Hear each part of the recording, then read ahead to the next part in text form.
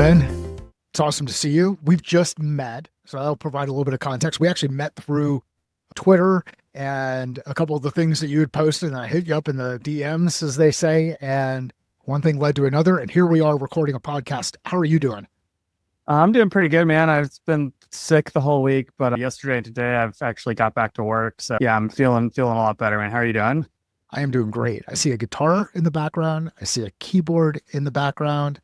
What's with all the music stuff? Are you in a band? You play? What do you do? I used to play a lot more. I actually worked in the recording industry. I actually worked at a software company that did music education, was like my first startup. This was quite a while ago. I didn't even know it was a startup at the time. Now I do. And actually, at the tail end of me working there, they were trying to get acquired by a PE company. And I didn't really know about any of that stuff when I worked there either. And in hindsight, it's very interesting. But yeah, so a little bit of background there. What's music education? Like, what's that mean? So the company made videos. They would have artists come in and they would do instructional videos. But so it was a media company, but it was also a software company because we did have a proprietary software product. It was music notation and transcription tools and playback so that people could play along with the music as it was written with the video. And we had like multi-angle, film editing so that you could see depending on the instrument, the angles of like the guitar or the saxophone or whatever. So it allowed people to sort of follow along in that way as well. Very cool. How would that how would things change with that technology today versus when you were there? Like, given all the different tools that are out there from an AI perspective, better cameras, all of that kind of stuff. Like, what would change in today's world versus that? Well, how long ago was it? When were you at that company? This was like, geez, this was over 6 years ago, Okay, almost cool. 7 years ago, I think. Yeah. Maybe even longer than that. It's been it's been a while. And yeah, this was way before, AI was cannibalizing everything. And not really super tapped into like music software like I was, but I do know that there are like AI tools for creating music and editing and things like that. And I mean, I can easily see a use case to where like instead of traditional transcription for at least some simple like musical scores, you'd probably just be able to get a bot to transcribe it for you. Like we were paying these guys a lot of money too. I don't know how much, but paying guys who are top quality musicians to transcribe this stuff because that's the only way you could get it done. Then I don't know if there's a better way to do it now, but like when I think about like some of the stuff that we're doing at Sift, like we're creating voice AI agents for people, like I can easily see how a AI agent could just be like, hey, this is this note for this long. Here's the transcription. I'd imagine it'd be very different today, I guess would be my short answer. It's pretty freaking cool. Very cool. Thanks for taking us down memory lane. Yeah, no problem. It's always good to go down memory lane for sure. So where we connected up, you were posting some stuff around GTM engineering, and I'm seeing a lot of different stuff that's out there now. It seems and I've actually had a little bit of fun with it too. They think there are some people who are moving into that space where they both have not gone to market, nor have they engineered a solution, but now they're GTM engineers, and it's good to see you smile and laugh a bit. Am I like, so what's a GTM engineer? Well, it depends on who you ask. And so it's funny. I'll pitch one thing real quick. So I'm in a group called Clay Cafe. If anybody ever wants it, I think I'll give you the application URL so people can join it if they're curious. It's not sponsored. Nobody makes any money off of it. But anyway, we have a call every Friday, and we were talking about this today because there's these various like talking head influencer gurus who are trying to like take control of the narrative about what a GTM engineer is. And it's really just for their own reasons, I think. I don't have anything to gain by influencing the narrative really, but these are people who like run blogs or they run software companies. So they have a reason to sort of chime in. Anyway, what a GTM engineer, I guess the simplest way to put it is gosh, I don't even know if the simplest way to put it is.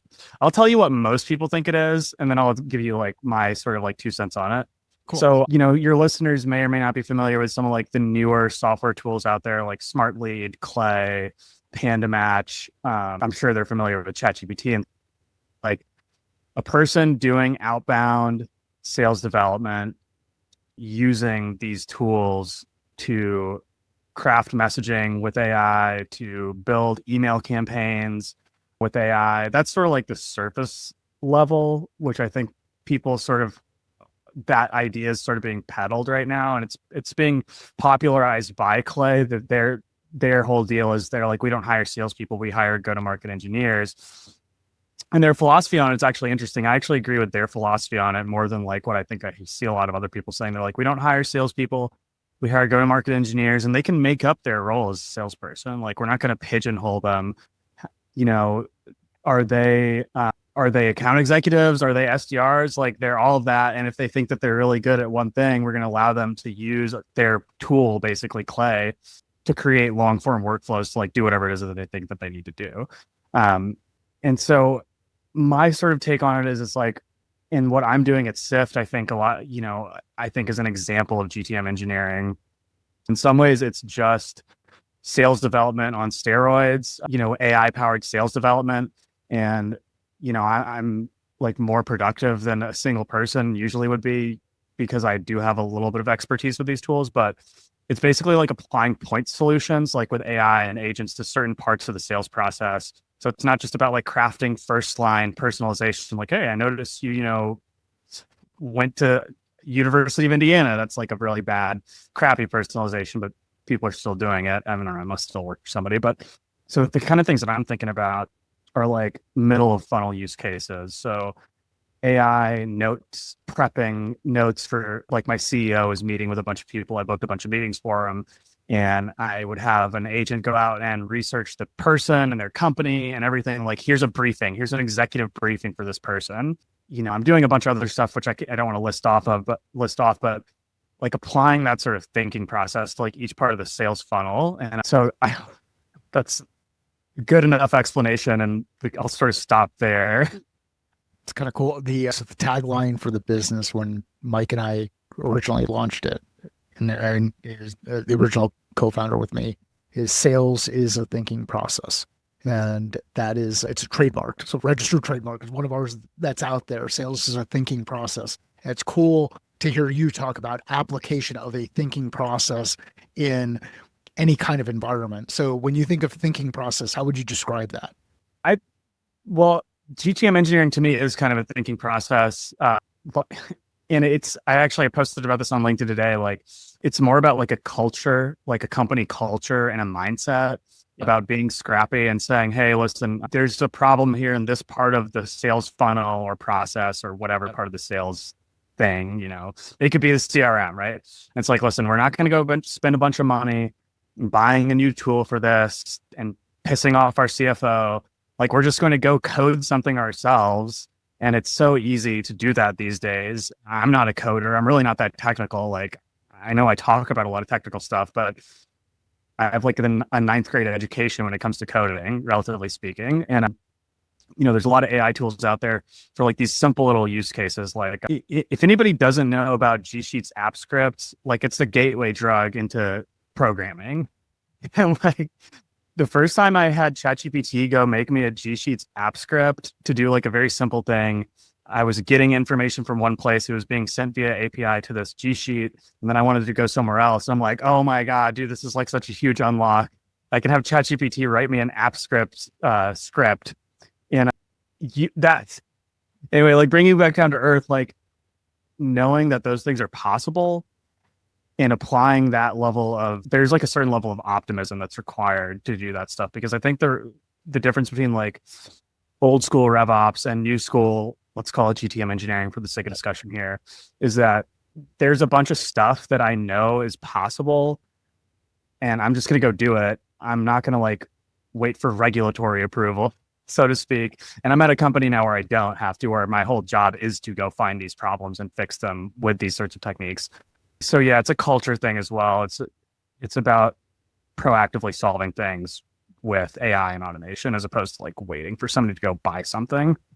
Why do you think people struggle with being proactive when it comes to solving problems, or proactive? I really like the use of the word optimistic. Like, be optimistic about something. But what is it why do people get hung up on this whole idea of proactively searching for problems, solving problems in your experience? Well, there's two things. I think the two big things, it does come back to like a company culture standpoint. So the first problem, and I will preface this by saying that we should always like look inwards, but I've been a part of companies where I wasn't, where, well, to be fair, I probably wasn't a good culture fit for these companies for various reasons.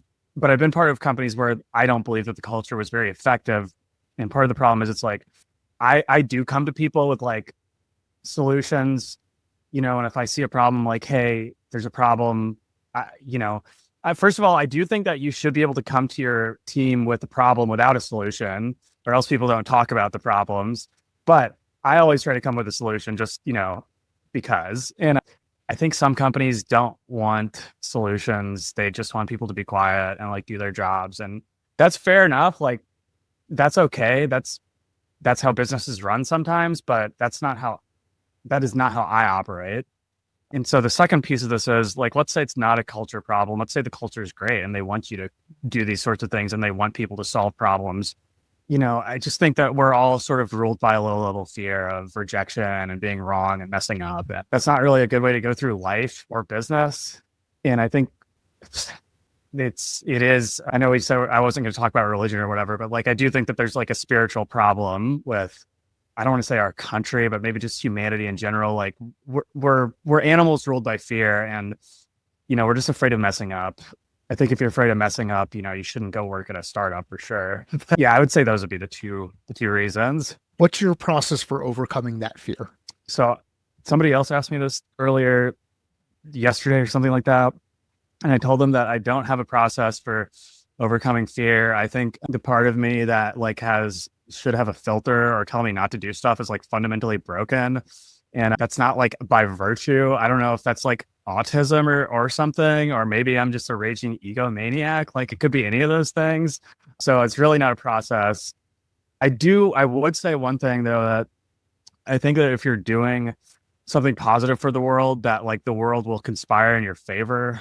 Whereas at certain points in my life, I felt like the world was conspiring against me. And I don't think the world has ever really conspired against me. I think I'm just like my own worst enemy.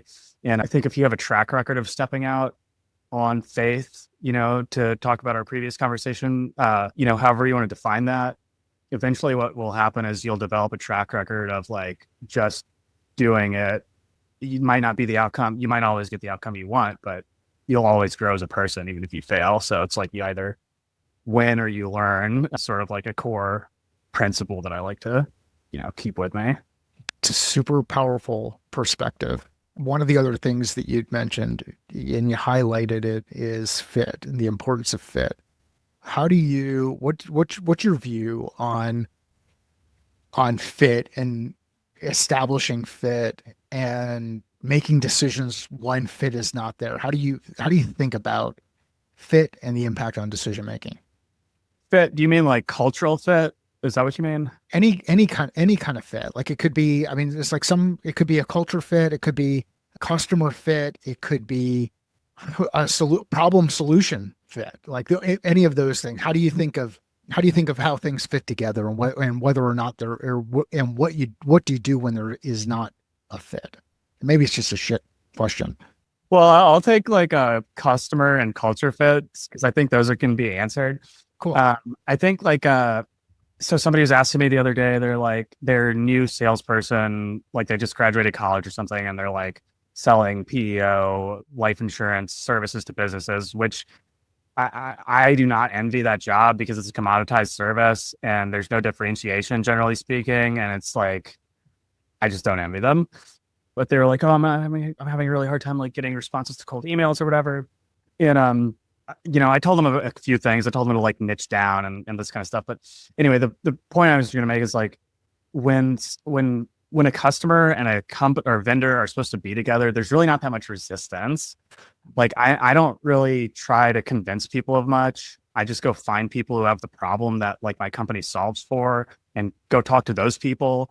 And this does sort of tie back into GTM engineering. Like part of my thesis is like, one of the most important things that a salesperson can do is build a good quality list of people who are hopefully as qualified as they can be without you actually calling them up and asking them if they're qualified.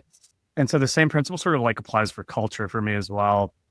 I think in the past, like my past two jobs before this one, so I was at a company called Panadoc. That was my first SaaS job. There, I didn't know anything about culture or culture fit. I did not have the level of experience to understand any of this stuff. And then when I got recruited away from there to another company that wasn't really a good culture fit for me, and I left because I really wasn't getting paid very much at PandaDoc. I mean, it's crazy how little they were paying these SDRs. And they were actually got sued for some sort of stupid tax loophole they tried to exploit and make everybody like exempt or non-exempt or whatever. Anyway, that is sort of emblematic of a bad culture because like they're trying to save a buck. They actually what they did was they really took out loans against our paychecks because we were working more than we were supposed to be. And anyway, I don't want to get into it, but like it's a bad culture. And so I left and I went to this other company called Lightyear, and I wasn't a good culture fit there. And like I left because I wasn't getting paid enough. And that is a good reason to leave, but there's other things to consider now that I know now that there's other things to consider than how much you're getting paid. Like there's a lot of intangibles that maybe I was just acting out of fear and I ended up in a bad situation. When I got to Sift, like it seemed pretty apparent that this was a good opportunity and this is what I should do. Like I really didn't have to think too hard about it. And I think that's the same thing when I'm going to buy something as a buyer. If I'm buying a software product, like it just seems like a no-brainer. So I just try to go with no-brainers. I don't know if that's a good philosophy in life, but it's worked out so far. I think it's a pretty good philosophy in life. Like I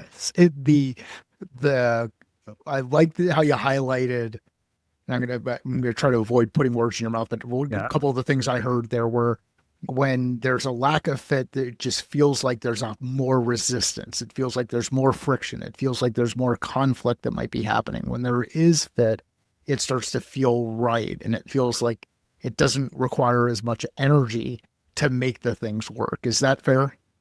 Yeah. I mean, when I'm doing what I'm supposed to be doing and I'm at where I'm supposed to be, it just like, it's very obvious. In fact, I think that it's sort of like if you take like ethical considerations, right? Like, oh, should I be doing this? If I even have to ask myself that question, like the chances are I probably shouldn't be. I shouldn't. Like, oh, should I spend money on this thing?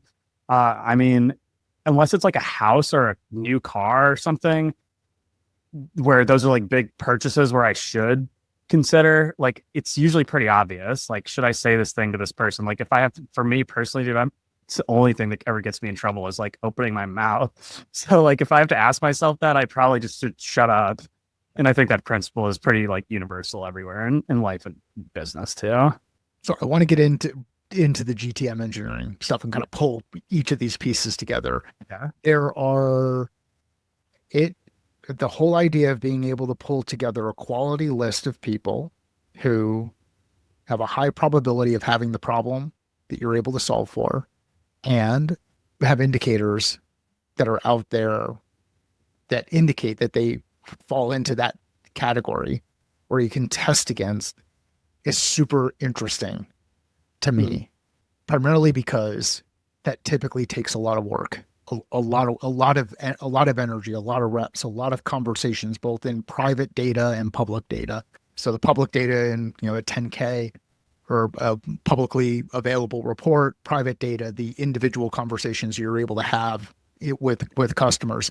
Are the tools getting better today where you're going to be able to start to do more and more of this stuff, move further? I think I'd like to think of it in like the context of a football field and going from, you're on your own 10-yard line, being able to get to the other team's 20-yard line instead of having to start at the 50, be accelerating forward. But like, is the technology getting there where we're able to start to use it to get further down the field faster and work with the right customers, or is that a pipe dream?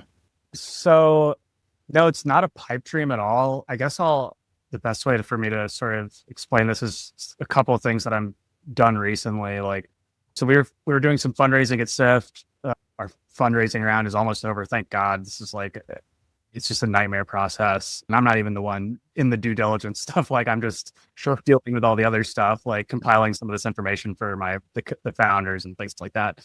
It's just stressful anyway. But anyway, so when we were looking for VCs, so one of the things that you can do in Clay is analyze a bunch of websites with AI, right? And so like I took I don't know how many, a few thousand VC websites, and I pulled from a couple other data sources. And some of the data sources had descriptions about like what rounds these companies participate in, what industries they invest in. And so we're an AI company and we're raising our seed round. And so basically like I had AI go find that information if it wasn't already in the spreadsheet and be like, I just want to talk to VCs who invest in seed round AI startups, specifically if they've invested in IT service business SaaS companies. So we service MSPs. And so we're niching like all the way down as possible. And I think one of the other questions I asked the AI was to like find similar companies that they had invested in, similar to Sift. And I, told the AI sort of what we do and things like that. And so it filtered down from like, I don't know, like 7,000 VCs to maybe 2,000, I think. And so and we did end up finding a lead investor from that process. So, I mean, it's a small sample size, like it's just me in one very specific use case. And the success criteria here is you only need one person to say yes, pretty much. So, but I mean, for me personally, like it was definitely a huge win. And I've tried to show a couple other people in our industry sort of how to do that, who are like looking for investors and things like that, because like, yeah, I mean, obviously a warm intro is good, but I can't really talk about any of the details because the round hasn't closed yet. But like the Sure. people who we ended up getting with were part of some of the biggest companies in our industry. Mm. And when you think about it, like this is like an email that they're waiting for, they would pay me to send them that email. And it's not possible in every scenario, but in this particular scenario, it is very possible. And the same principles will apply to a bunch of different functions. And I'm not just with cold email, but whether you're doing cold calling or conferences or whatever you're doing, I mean, it is possible. So I'll stop there. Yeah. What are some of the variables that you start to think about? And I know we don't want to get into specifics about what's happening inside the organization you're working at. So think more broadly on some of the use cases that you're seeing. Where do some of the questions start? Is it around like being really clear around who your ICP is or your ideal customer profile is? Is it something a little bit different than that? Is it like where do you start if someone is out there saying, hey, I'm optimistic about what can happen, and I'm willing to go out there and test, and I'm okay with making a couple of mistakes? What are some of the starting points that we should be thinking about? Well, one thing you said that always, makes my ears perk up is like ICP stuff. So like I'll Yes. talk about, GTM engineering and Clay and AI and blah, blah, blah, blah, blah. And people are like, oh my God, that sounds so cool. Like, how do I start? And so AI, technology, automation, and this isn't unique to this era of new technology. This has been since SaaS tools have been around. This thing that I'm about to say is always applied. Like if you don't know your ICP, if you don't understand your buyer, like you're pouring gas on the wrong flame, because like if you don't have the right inputs and understanding, then adding AI and automation to it is not going to help you at all. In fact, it's going to hurt you more than anything. And it's going to, annoy the people who you're reaching out to, because they'll be like, this isn't relevant. And there's nothing worse than having somebody reach out to you about something that's not relevant, right? Like that's why people don't like cold outreach, because this is irrelevant. If it was all relevant, like people are like, oh yeah, like let's talk. So let's take the caveat that they understand their ICP and maybe they've closed a couple of deals and they're ready to scale this thing up. Gosh, where to start? I don't even actually know where to start. Like I can tell you, where I got started was when I was working at PandaDoc, and this is not like shade against the RevOps team there, because I just don't think that they knew any better.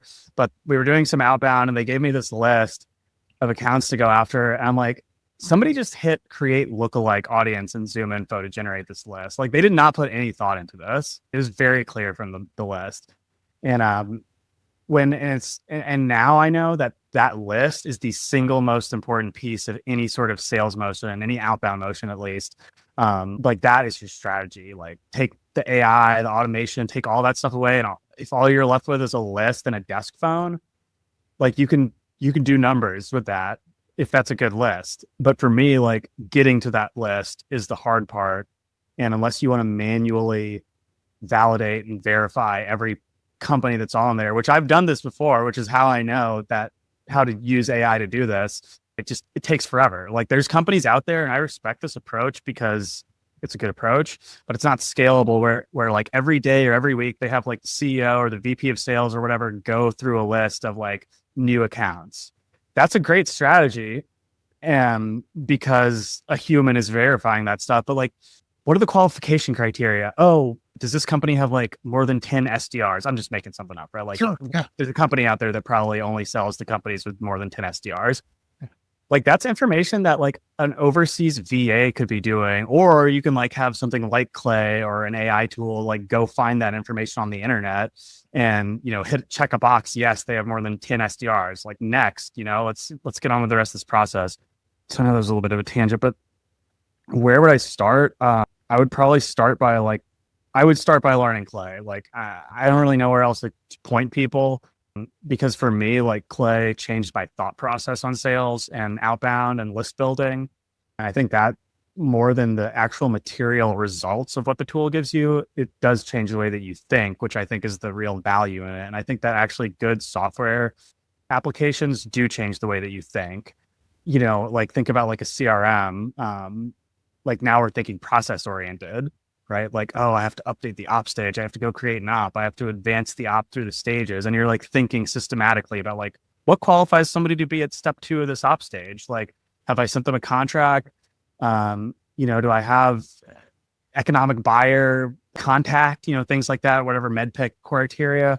And so Clay got me thinking about this stuff like in variables, like what's this MSP's specialty? If they're cybersecurity specialty, then I really don't want to talk to them that much because we don't really handle that stuff. And how can I find that out? Like I can go scrape it off of their website, see what kind of services they offer, have the AI look through those lists of services. If it's all cybersecurity, like I don't want to talk to them, even though the front page of their website may very closely resemble somebody that I do want to talk to. So yeah, I mean, I would just go start messing around with Clay and just see what happens because it's like I said, it's a gateway drug into a bunch of. I hate to use that term, but like it's a gateway drug into a bunch of other stuff. Why? So, how did Clay change your thinking about this? Like, you mentioned thinking in the context of variables. Was that one of the changes, or is like, let's go? I'd like to go pretty deep into this idea of how getting into the tool starts to change your way of thinking and organizing, things like order of operations. And again, not wanting to lead through it, but it's super interesting to me to hear someone talk about go to market in the context of isolating for specific variables, understanding where things fit, and changing the way that you play with the map. But like, how did Clay change that for you? I would say like the biggest thing and like one of the biggest like I don't know if that's the right word, but like qualitative differences. Yeah. In the way that like I think about things now versus like when I was selling motorcycles or when I ran my own recording studio business is that like I think most salespeople have like scarcity mindset. They're like, oh, I need more leads. I need more leads because I'm not good at closing the leads that I have because they're probably not even any good anyway. And so what it allowed me to do is be like, okay, there's like, in Sift's case, right? There's like about 150,000 MSPs in the world. Probably not all of those are demographic or our core demographic. Probably like maybe 50, 60,000 of those are people who we could realistically sell to. And instead of being worried about like getting more leads, like I want less leads. I want less leads who are more high quality. And I'll make another analogy here too. So like contact data is something people always want. They're like, oh, I need more emails. Well, I actually want less emails because chances are most of these emails aren't actually even any good. And if you're using email verification services, you can find that out. And there's a common marketing, phraseology that a lot of contact data providers will say they're like, oh, we'll give you more valid emails. Well, I don't want more valid emails because chances are you giving me more emails is going to increase the number of bad emails I'm getting. Like, I would love for somebody to say, we don't provide as many emails as the rest of these contact data providers, but the emails that we do provide are like quadruple, quintuple verified. So we know for sure that they're actually good. And so like, it's just changed my attitude to like less is more, for sure. Yeah, I would say that'd be the one big thing.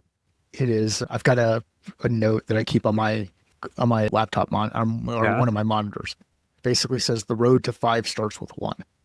And I think it's really cool to hear you highlight that less is more, and quality, having more quality at bats and quality reps with the right people can lead to better things Mhm. than having everything out there and playing the hope game. And I think this is where an emerging technology like what we're talking about with some of the AI tools that are out there enabling humans to do better human things is a pretty cool space that we're starting to move into and operate in.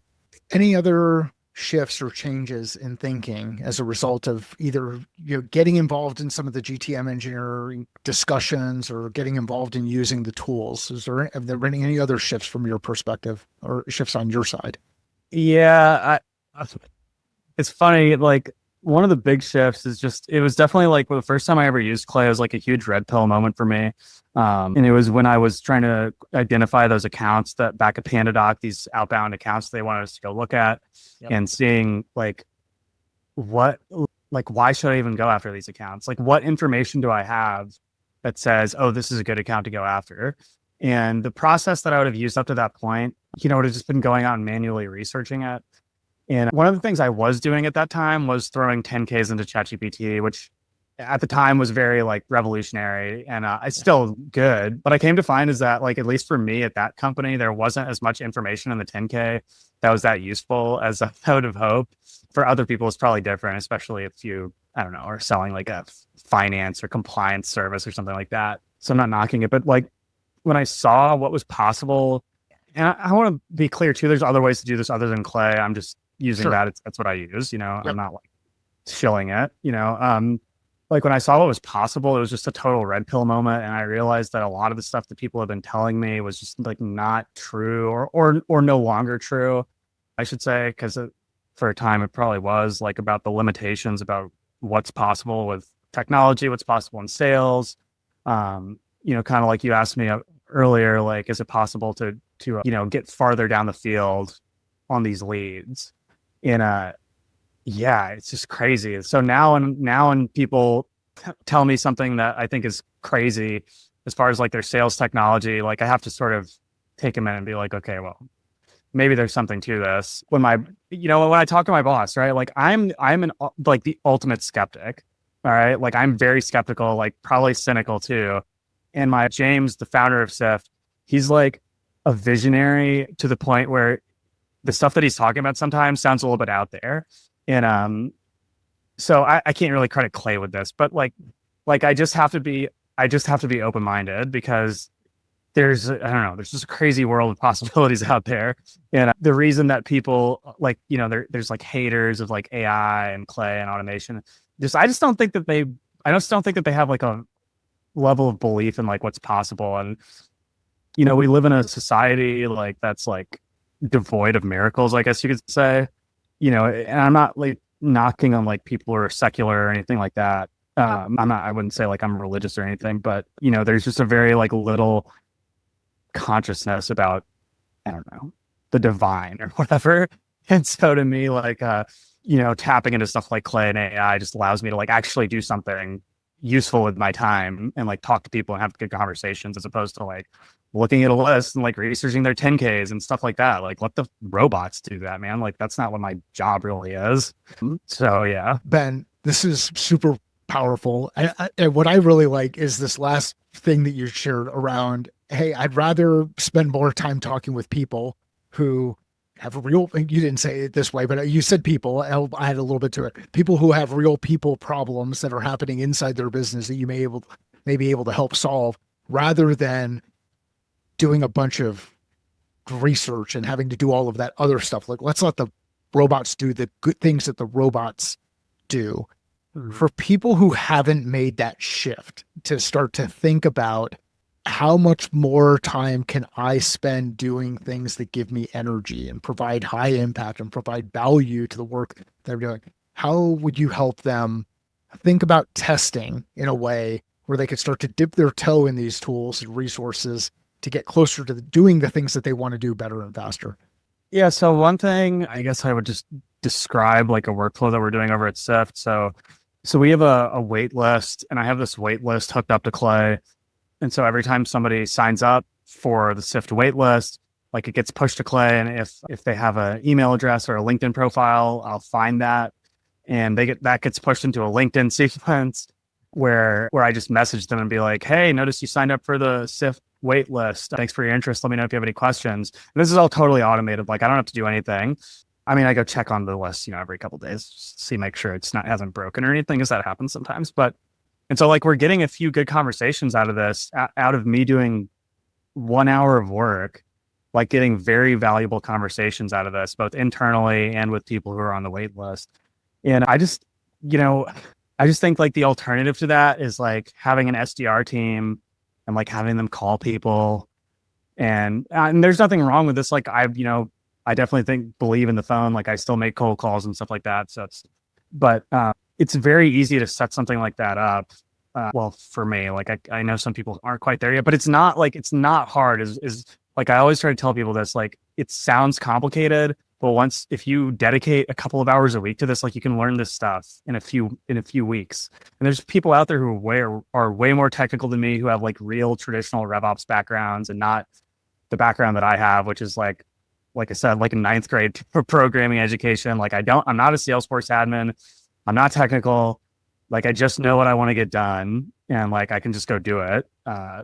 And so like anyway, I think that workflow is probably helpful for some people. Like that's what I would recommend. Like find a problem, like find something that you think could be done way faster, and just go fix it. I don't know. I can't really provide like good advice there, I guess. I don't know. I think you nailed it. Like, know what you want to get done so that you can actually start getting those things done. Find a problem and go fix it, and be comfortable with the idea that the tools are designed in a way to help you work through the pieces as you go through and get comfortable with the testing. Awesome discussion, Ben. Thanks for the time. Where can people find out more about what you're working on? Where would you like to send folks? Yeah, I'll put my LinkedIn in the show notes, and I'll put my Twitter in there too. If anybody wants to contact me, like my phone number is on my LinkedIn. Feel free to text me or whatever.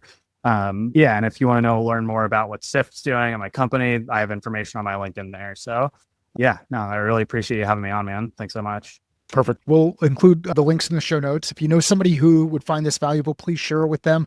Let Ben and I know via both Twitter and LinkedIn. The shares help get the show out there. Sales is a thinking process. Business is a thinking process. Life is a thinking process. How are you thinking different about yours?